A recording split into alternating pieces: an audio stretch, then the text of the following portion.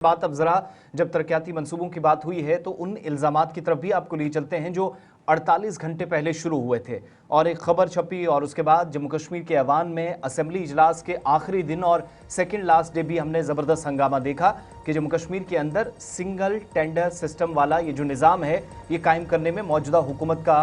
BJP के इल्जाम के मुताबिक कलीदी किरदार है। इल्जामात डिप्टी चीफ मिनिस्टर पर लगे, उनकी कॉन्स्टिट्यूंसीज में तरक्याती काम या फंड्स को लेकर कुछ सवालात उठे और खासतौर से टेंडर घोटाले का उन पर संगीन इल्जाम लगाया गया। हालांकि उन्होंने परसों भी जवाब दिया था, कल भी मामला नौशहरा के एक इलाके का था, R&B महकमे पर सवाल उठाए गए थे। लेकिन इसमें बड़ी और अहम तरीन पेशरफ्त यह हुई है कि जहां वज़ीर आला Omar Abdullah back to back जवाब भी दे रहे थे, वहीं deputy chief minister Surinder Kumar Choudhary की तरफ से तहकीकात का हुक्म दे दिया गया है और इतलात के मुताबिक तरक्याती कामों में अगर कहीं बेज़ाब्तियां हुई हैं तो इसकी जांच की जाएगी और इसके लिए बाज़ाब्ता तौर पर 3 रुकनी एक कमेटी तश्कील दी गई है जो इल्ज़ामात हैं उनकी तहकीकात करने के बाद R&B महकमे पर जो संगीन इल्ज़ामात लगे हैं वो डिप्टी चीफ मिनिस्टर को सौंपेंगे और कसूरवारों के खिलाफ कार्रवाई का भी उसके बाद इम्कान है। सरकार पर ये इल्ज़ाम लगे थे कि टेंडर प्रोसेस इस हुकूमत के दरमियान एक नाम के कई टेंडर्स प्लस सिंगल टेंडर वाला जो सिस्टम था जो गैर कानूनी माना जाता है, वो दोबारा से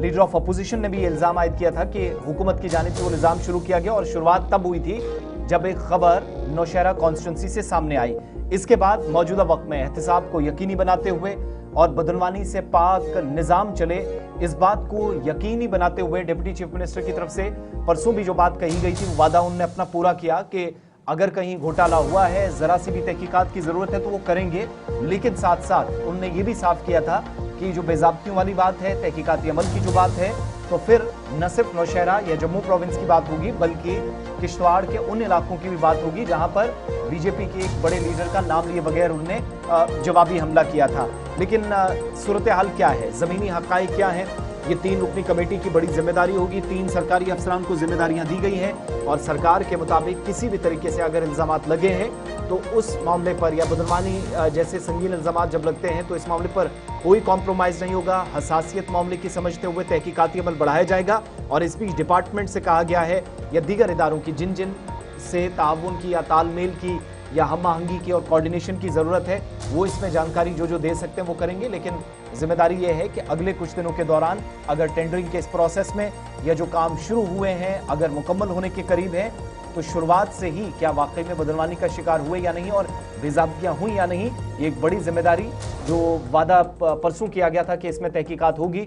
उस वादे के मुताबिक डिप्टी चीफ मिनिस्टर ने तहकीकाती अमल का आगाज हो बाकायदा 3 अफसरान को जिम्मेदारियां दे दी है। अच्छा, ये बड़ा इंपॉर्टेंट है। इस पूरे मामले को लेकर ऐवान के अंदर तो हंगामा हमने देखा, लेकिन ऐवान के बाहर भी सुरेंद्र चौधरी के हामियों ने कल एहतजाजी मुजाहिरा किया, लीडर अपोजिशन के पुतले जलाए, बीजेपी पलटवार करते हुए कि यह पहला मौका है जी जब हिज़्ब इख्तिलाफ के पुतले जल रहे हों और एहतिसाब की बात जब हो रही हो तो गाली गलोच तक मामला चला गया हो। तो जम्मू सूबे के अंदर सियासत काफ़ी ज़्यादा गर्म है क्योंकि टेंडरिंग का मामला है और इस पर अब हुकूमती ज़राया जो हमें इस बात की तस्दीक कर रहे हैं कि सह रुकनी कमेटी बनाई गई है और सह रुकनी कमेटी उन तमाम मामलात की तहकीकात करेगी जो गुज़श्ता दिनों ऐवान के अंदर और ऐवान के बाहर प्रेस कॉन्फ्रेंस के ज़रिए से सामने रखी गई है। फिलहाल ये जो टेंडर वाला मामला है जिसमें इरेगुलरिटीज़ की बात आ रही है, गैर